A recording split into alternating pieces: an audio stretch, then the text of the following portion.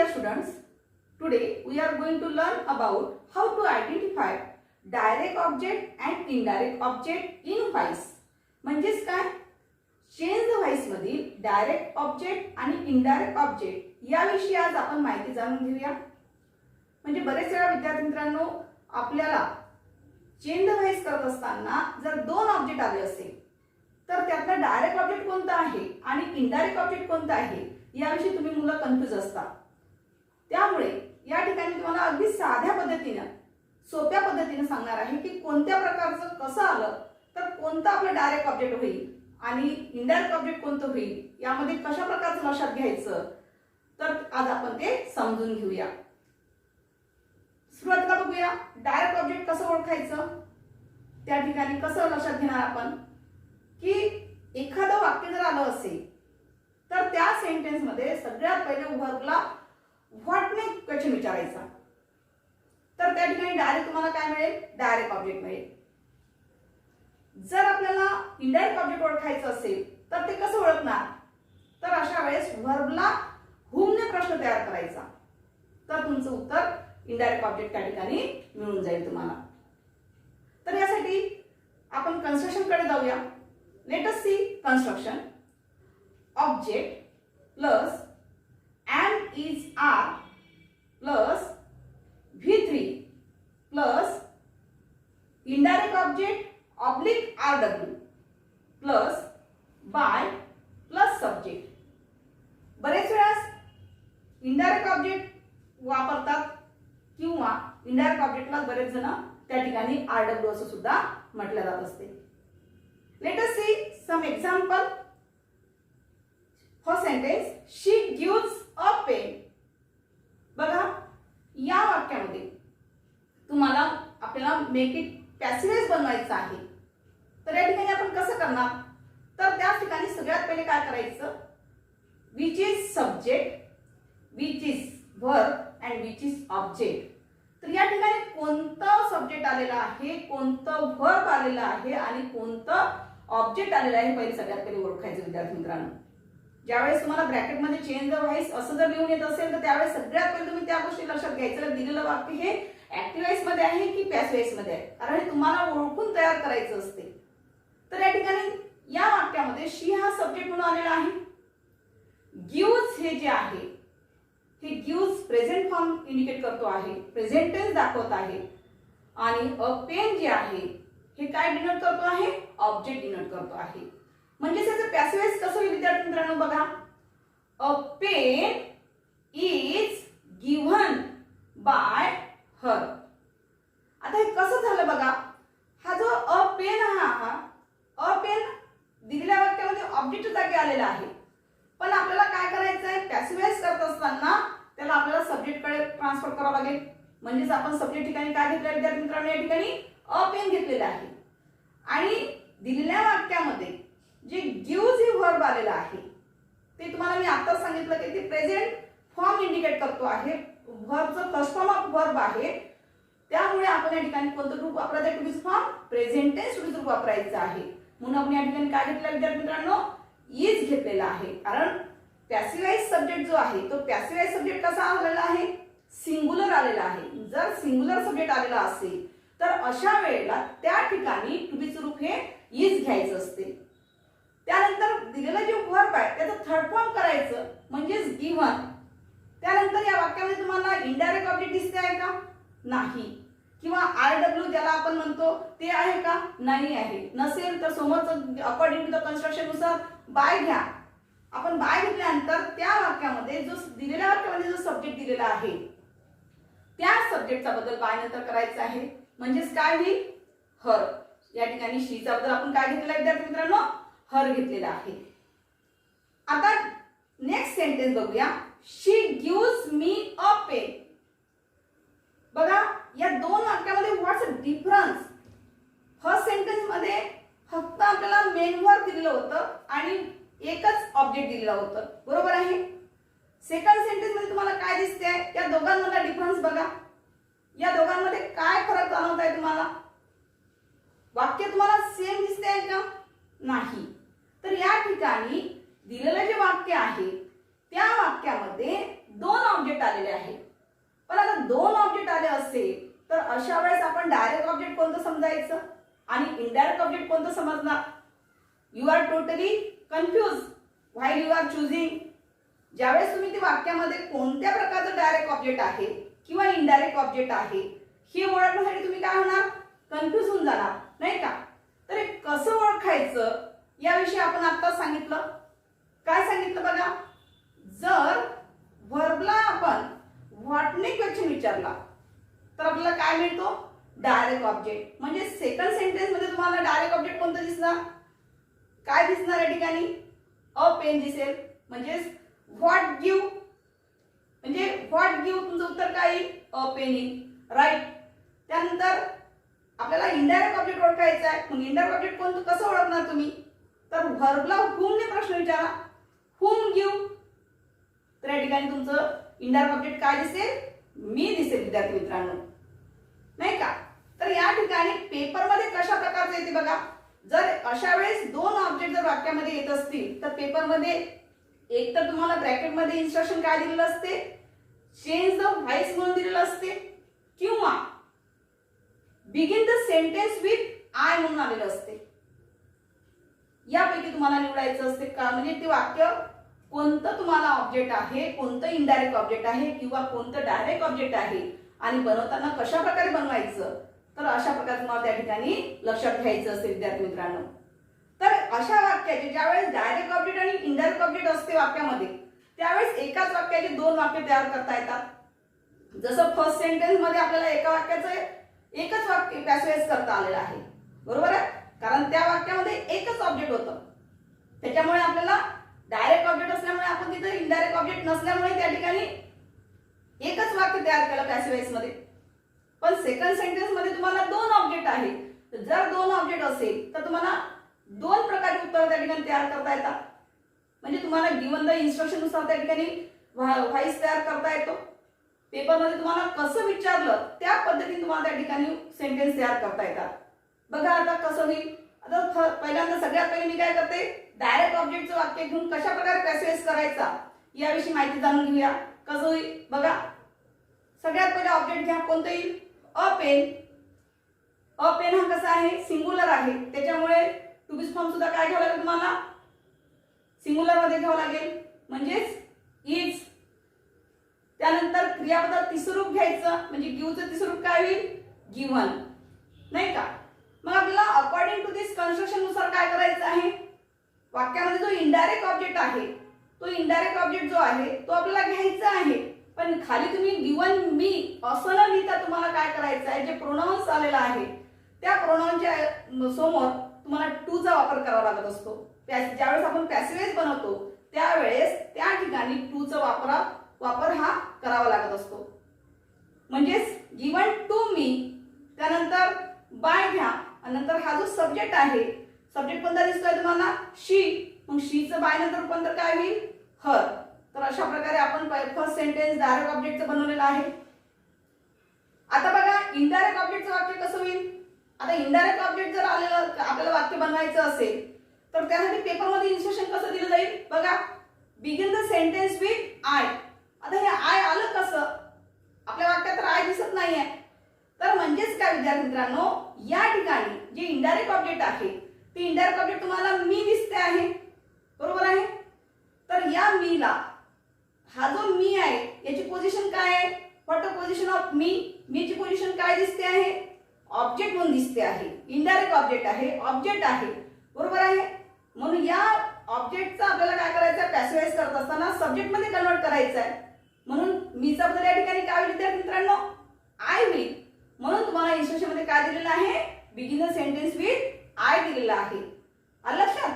तर यामुळे कशा पद्धतीने तयार होईल बघा. या ठिकाणी मीचा बदल काय घेतला आपण? सुरुवातीला सब्जेक्ट ठिकाणी आय घेतलेला आहे. तर दिलेल्या वाक्यात वर्ब कोणता आहे? गिव्ह. गिव्ह हे मेन वर्ब झालेला आहे वाक्यामध्ये. म्हणून प्रेझेंट टेन्स मध्ये टू बी रूप घेताना सुद्धा आयच्या समोर कोणतं घ्यावं लागेल? ॲम वापरायचं असते. म्हणून आय ॲम. त्यानंतर क्रियापद तिसरं रूप घ्यायचं गिव्हन. आता जे शिल्लक राहिलेला वर्ड्स आहे जे RW म्हणतो आपण, मग तो कोणता दिसतोय वाक्यामध्ये? अ पेन दिसते आहे. तर हा क्रियापदाच्या तिसऱ्या रूपानंतर घ्यायचा. म्हणजे ज्यावेळेस आपण तिसरं रूप लिहितो त्याच्यानंतर उरलेलं वाक्य लिहायचं असते. म्हणजे रेस्ट ऑफ सेंटेन्स ज्याला आपण म्हणतो किंवा रिमेनिंग वर्ड्स म्हणतो, तो शब्द त्या ठिकाणी प्रॉपर बसवायचा असतो. म्हणजेच काय होईल त्या ठिकाणी अ पेन, आफ्टर देन बाय, आणि नंतर शीचा बदल काय होईल इकडे हर. म्हणजे उत्तर कसं होईल तुमचं बघा, I am given a pen by her. Now next sentence, I teach you a lesson. बघा या वाक्यात तुम्हाला किती ऑब्जेक्ट दिसते विद्यार्थी मित्रांनो? 2 ऑब्जेक्ट दिसते आहे. Which is direct object and which is indirect object. बघा याच्यात 2 ऑब्जेक्ट आलेले आहेत. कोणतं डायरेक्ट ऑब्जेक्ट आहे आणि कोणतं इनडायरेक्ट ऑब्जेक्ट आहे तुमच्या लक्षात आलं असेलच. चला तर आता आपण डायरेक्ट ऑब्जेक्ट जे आहे त्या डायरेक्ट ऑब्जेक्टने पॅसिव्ह वॉइस कसं वाक्य तयार करायचं ते बघूया आता. बघा या वाक्यामध्ये डायरेक्ट ऑब्जेक्ट अ लेसन आलेला आहे. तर आपण अ लेसन सुरुवातीला घेऊन म्हणजे पॅसिव्ह वॉइस मध्ये सब्जेक्ट ठिकाणी घेतल्यानंतर ते कसं होईल बघूया आता. अ लेसन हा सब्जेक्ट कसा दिसतो आहे? सिंगुलर आहे. म्हणून टू बी फॉर्म सुद्धा काय घ्यावं लागेल तुम्हाला? सिंगुलर मध्येच present tense to be form is घ्यायचं. त्यानंतर दिलेल्या वाक्यातलं जे वर्ब आहे ते वर्ब कोणतं आहे? टीच आहे. टीच हे काय आहे? फर्स्ट फॉर्म ऑफ वर्ब आहे. म्हणजेच आपल्याला according to construction third form use करायचा आहे. म्हणजे टीचचं तिसरं रूप काय होईल? टॉट. टॉट रिमेनिंग वर्ड्स कुठला आलेला आहे किंवा इंडायरेक्ट ऑब्जेक्ट कोणतं दिसते आहे? यू दिसते आहे. यू हे प्रोनाउन्स आहे नाही का? म्हणून तुम्ही टॉट यू लिहा किंवा टॉट टू यू अशा पद्धतीने लिहिलं तरी चालेल. बाय आयचा बदल काय होईल इकडे? मग आय हा सब्जेक्ट आहे वाक्यामध्ये. या आयला आपल्याला पॅसिव्ह वॉइस करत असताना ऑब्जेक्ट ठिकाणी घेऊन जायचं आहे. म्हणजे आयचा बदल काय होईल बाय नंतर? मी. नाउ अनदर मेथड, दुसऱ्या मेथडने बघूया आता हे वाक्य. जर आपल्याला इनडायरेक्ट ऑब्जेक्ट घेऊन जर वाक्य चालवायचं असेल, पॅसिव्ह वॉइस करायचं असेल तर कसं होईल इनडायरेक्ट ऑब्जेक्टचं? बघा त्याच वाक्याला आपण सेकंड मेथडने सांगत आहे. जर इनडायरेक्ट ऑब्जेक्ट जर घेऊन आपल्याला वाक्य तयार करायचं असेल तर पॅसिव्ह वॉइस कसं होईल? नाउ सी, यामध्ये इनडायरेक्ट ऑब्जेक्ट कोणता दिसतो आहे? यू दिसतो आहे. तर या ठिकाणी सब्जेक्ट जागी पॅसिव्ह वॉइस सब्जेक्टच्या जागी काय घ्यायचं आहे तुम्हाला? यू घ्या. यू नंतर काय घ्यायचं आहे? टू बी फॉर्म घ्यायचं आहे आपल्याला. कारण दिलेल्या वाक्यात जे वर्ब आलेलं आहे ते वर्ब कसं दिसते तुम्हाला? फर्स्ट फॉर्म ऑफ वर्ब दिसते आहे. त्यामुळे यूच्या समोर टू बी फॉर्म काय घ्यायचं? आर. म्हणजेच या ठिकाणी आपण यूच्या समोर टू बी रूप कोणतं घेतलेलं आहे? आर. त्यानंतर क्रियापद तिसरं रूप टॉट. रिमेनिंग वर्ड्स कोणता दिसतो आहे? A lesson by me. Now next sentence, we bring her a dog. बघा दिलेलं वाक्य असं दिसते आहे. या वाक्यामध्ये तुम्हाला 2 ऑब्जेक्ट दिसते आहे. कोणते 2 ऑब्जेक्ट दिसते आहे? एक डॉल हे ऑब्जेक्ट दिसते आहे आणि दुसरं एक काय दिसते आहे? हर. कारण आपण हर अ डॉल हे पूर्ण ऑब्जेक्ट म्हणू शकत नाही. जर काही विद्यार्थी गोंधळून गेले तर उत्तर तुमचं चुकते. म्हणून या ठिकाणी लक्षात घ्या की डायरेक्ट ऑब्जेक्ट जे असते ते अ डॉल दिलेलं आहे आणि हर जे आहे वाक्यामध्ये ते इनडायरेक्ट ऑब्जेक्ट आहे. मी जे तुम्हाला ट्रिक सांगितली त्यानुसार तुम्ही लक्षात ठेवा. तर या ठिकाणी डायरेक्ट ऑब्जेक्टने आपल्याला पॅसिव्ह वॉइस करायचं असेल तर कसं होईल बघा विद्यार्थी मित्रांनो. सगळ्यात पहिले आपण ऑब्जेक्ट सुरुवातीला घेऊन घ्यायचं सब्जेक्टच्या जागी. म्हणजे अ डॉल. अ डॉल हे कसं आहे? सिंगुलर आहे. त्याचबरोबर दिलेल्या वाक्यात जे वर्ब आहे ते कसं दिसते तुम्हाला? फर्स्ट फॉर्म ऑफ वर्ब दिसते आहे. म्हणजेच प्रेझेंट टेन्स मध्ये दिसते आहे. जर प्रेझेंट टेन्स मध्ये येत असेल आणि आपला जो पॅसिव्ह वॉइस सब्जेक्ट जर सिंगुलर येत असेल तर टू बी रूप सुद्धा तुम्हाला प्रेझेंट टेन्स मध्ये वापरायचं असते. म्हणजेच काय घ्यावं लागेल त्या ठिकाणी? इज. त्यानंतर दिलेल्या वाक्यातला जे वर्ब आहे त्या वर्बचं थर्ड फॉर्म यूज करायचं असते विद्यार्थी मित्रांनो. ज्यावेळेस आपण व्हॉइस बनवतो त्यावेळेला नेहमी लक्षात ठेवायचं, ऑलवेज रिमेंबर दिस थिंग. ज्यावेळेस आपल्याला पॅसिव्ह वॉइस करायचं असते त्यावेळेला त्या ठिकाणी क्रियापदाचं तिसरं रूप वापरायचं असते, ज्याला आपण पास्ट पार्टिसिपल सुद्धा असं म्हणत असतो. म्हणजे या ठिकाणी ब्रिंगचं तिसरं रूप काय घेतलेलं आहे? ब्रॉट. त्यानंतर आपल्याला इनडायरेक्ट ऑब्जेक्ट घ्यायचं. मग दिलेला इनडायरेक्ट ऑब्जेक्ट कोणतं दिसते तुम्हाला? हर. तर एक तर तुम्ही ब्रॉट हर असं लिहू शकता किंवा ब्रॉट टू हर म्हणजे टू हर असं सुद्धा तुम्ही त्या ठिकाणी वापरू शकता. त्यानंतर बाय आणि दिलेल्या वाक्यातला जो सब्जेक्ट आहे वी, या वीचा बद्दल बाय नंतर काय होत असतो विद्यार्थी मित्रांनो? अस मध्ये रूपांतर होते, म्हणजे अस हे काय होईल या वाक्यामध्ये ऑब्जेक्ट पोझिशन होईल. आता आपल्याला काय करायचं आहे, इनडायरेक्ट ऑब्जेक्ट जर असेल तर त्या पद्धतीने वाक्य कसं तयार होईल. इनडायरेक्ट ऑब्जेक्ट नुसार वाक्य बघा, पॅसिव्ह वॉइस करत असताना इनडायरेक्ट ऑब्जेक्टचा वापर कसा केला जात असतो बघा. आता बघा इनडायरेक्ट ऑब्जेक्ट कोणतं सांगितलं आपण दिलेल्या वाक्यामध्ये, हर. मग या हरला, हरची पोझिशन काय आहे, पोझिशन ऑफ हर ऑब्जेक्ट. दिलेल्या वाक्यात ऑब्जेक्ट ठिकाणी आलेला आहे हर, परंतु याला आपल्याला जर पॅसिव्ह वॉइस करायचं असेल तर हरचा बदल सब्जेक्ट मध्ये काय होईल, शी. या ठिकाणी आपण पॅसिव्ह वॉइस सब्जेक्ट शी घेतलेला आहे. शी हा एकवचनी असल्यामुळे आयडेंटिटी रूप काय घ्यायचं, इज. आपण इज घ्यायचं. त्यानंतर क्रियापदाचे स्वरूप म्हणजे ब्रिंगचे स्वरूप काय घेणार आपण, ब्रॉट. रिमेनिंग वर्ड्स ज्याला आपण म्हणतो किंवा रेस्ट ऑफ सेंटेन्स ज्याला आपण म्हणतो ते त्या वर्डच्या नंतरच यायला पाहिजे विद्यार्थी मित्रांनो. म्हणजे काय आहे शिल्लक त्या वाक्यामध्ये, मग अ डॉल, ते अ डॉल ला घ्या. त्यानंतर बाय वापरा आणि दिलेला वाक्यातला जो सब्जेक्ट आहे त्या सब्जेक्टचं ऑब्जेक्ट मध्ये ट्रान्सफॉर्मेशन करायचं असते. म्हणजे उईचं काय होईल बाय नंतर us. Now next sentence, mister Ram teaches us grammar. बघा या वाक्यामध्ये तुम्हाला सुद्धा किती ऑब्जेक्ट दिसते आहे विद्यार्थी मित्रांनो, 2 ऑब्जेक्ट्स. अस जे आहे ते तुमचं इनडायरेक्ट ऑब्जेक्ट झालेलं आहे आणि ग्रामर जे आहे ते काय झालेलं आहे, डायरेक्ट ऑब्जेक्ट. कसं झालं बघा, कशावर ओळखलं आपण, तर जे मेन वर्ब दिलेलं आहे, मेन वर्ब कोणता आहे, टीचेस. तर जर आपण मेन वर्बला प्रश्न व्हॉटने विचारला असेल, व्हॉट टीच, काय शिकवते, ग्रामर, म्हणजे उत्तर काय आलं तुमचं, ग्रामर आलेलं आहे. राईट. म्हणजे ग्रामर हे काय झालं त्यातलं डायरेक्ट ऑब्जेक्ट झालेलं आहे. आता आपल्याला इनडायरेक्ट ऑब्जेक्ट ओळखायचं असेल तर हुमने प्रश्न विचारायला सांगितला मी तुम्हाला वर्बला. हुम टीच, कोणाला शिकवते, आपल्याला. म्हणजे अस, अस काय झालं वाक्यातलं इनडायरेक्ट ऑब्जेक्ट झालं विद्यार्थी मित्रांनो, नाही का. आता बघा याला आपल्याला पॅसिव्ह वॉइस करत असताना डायरेक्ट ऑब्जेक्टचं पॅसिव्ह वॉइस कसं करायचं त्याविषयी बघूया आपण. मग यातला डायरेक्ट ऑब्जेक्ट कोणता आहे विद्यार्थी मित्रांनो, ग्रामर. चला तर पॅसिव्ह वॉइस करत असताना ग्रामरची पोझिशन काय करावं लागेल आपल्याला, सब्जेक्टच्या ठिकाणी घ्यावं लागेल. म्हणजेच ग्रामर हा पॅसिव्ह वॉइस मध्ये कुठे आहे ना, सब्जेक्ट ठिकाणी. ग्रामर दिलेला वाक्यात वर्ब कोणता आहे, टीचेस आहे. टीचेस हे मेन वर्ब आहे. मेन वर्ब असल्यामुळे प्रेझेंट फॉर्म आहे दिलेला आहे, म्हणून टू बीचं रूप सुद्धा काय घ्यायचं तुम्हाला, प्रेझेंट टेन्स मधलं सिंगुलर टू बीचं रूप वापरायचं आहे. व्हाय सिंगुलर टू बीचं फॉर्म, व्हाय सिंगुलर टू बीचं फॉर्म यूज. आपल्याला सिंगुलर टू बीचं फॉर्म यूज का करायचं आहे, कारण दिलेल्या पॅसिव्ह वॉइस वाक्यामध्ये जो सब्जेक्ट आलेला आहे तो सब्जेक्ट कोणता दिसतो आहे, ग्रामर दिसतोय. ग्रामर हे कसं आहे, सिंगुलर आहे. ग्रामर हे जे आहे हे कसं आलेलं आहे, सिंगुलर आलेलं आहे.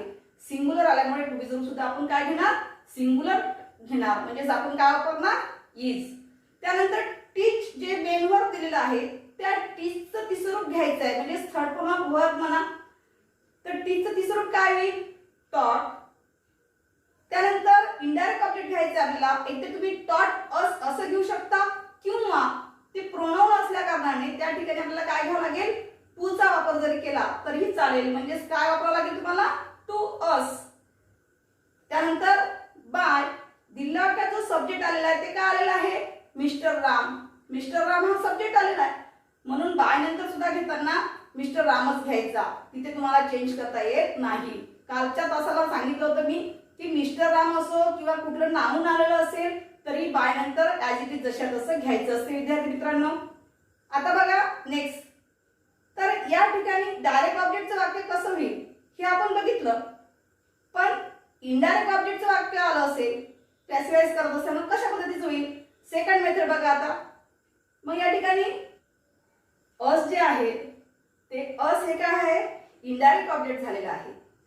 त्या इनडायरेक्ट ऑब्जेक्टचा आपल्याला पॅसिव्ह वॉइस मध्ये कसा बदल करायचा आहे, पॅसिव्ह वॉइस वाक्य कसं तयार होईल ते बघूया आता. म्हणजेच या ठिकाणी असची पोझिशन काय दिसते तुम्हाला विद्यार्थी मित्रांनो, ऑब्जेक्ट म्हणून दिसते आहे. म्हणजेच आपल्याला इकडे पॅसिव्ह वॉइस सब्जेक्ट करत असताना काय होईल, वी होईल. तर दिलेल्या वाक्यातलं जे वर्ब आहे ते verb first form of verb आहे, त्यामुळे टू बीचं रूप सुद्धा आपल्याला कोणतं घ्यायचं आहे, प्रेझेंट टेन्स मध्येच टू बीचं रूप घ्यायचं आहे. पण सब्जेक्ट कोणता आहे, वी. वी प्लुरल मध्ये येते, त्यामुळे टू बीचं रूप सुद्धा तुम्ही कोणतं घेणार, प्लुरल फॉर्म मध्ये यूज करावं लागेल. म्हणजे त्या ठिकाणी काय घेणार आपण विद्यार्थी मित्रांनो, आरचा वापर करायचा, म्हणजे वी आर. त्यानंतर क्रियापदाचं तिसरं रूप म्हणजे स्पीचचं तिसरं रूप काय होईल, टॉट. रेस्ट ऑफ सेंटेन्स कोणता आहे, ग्रामर. तर टॉट ग्रामर बाय, दिला आता जो सब्जेक्ट दिला आहे तो सब्जेक्ट कोणता होता, मिस्टर राम. म्हणजे बायच्या नंतर काय येईल, मिस्टर राम. अशा प्रकारे आज तुम्हाला डायरेक्ट ऑब्जेक्ट आणि इनडायरेक्ट ऑब्जेक्ट इन व्हॉइस कशा प्रकारे ओळखायचं याविषयी आपण माहिती जाणून घेतलेली आहे विद्यार्थी मित्रांनो.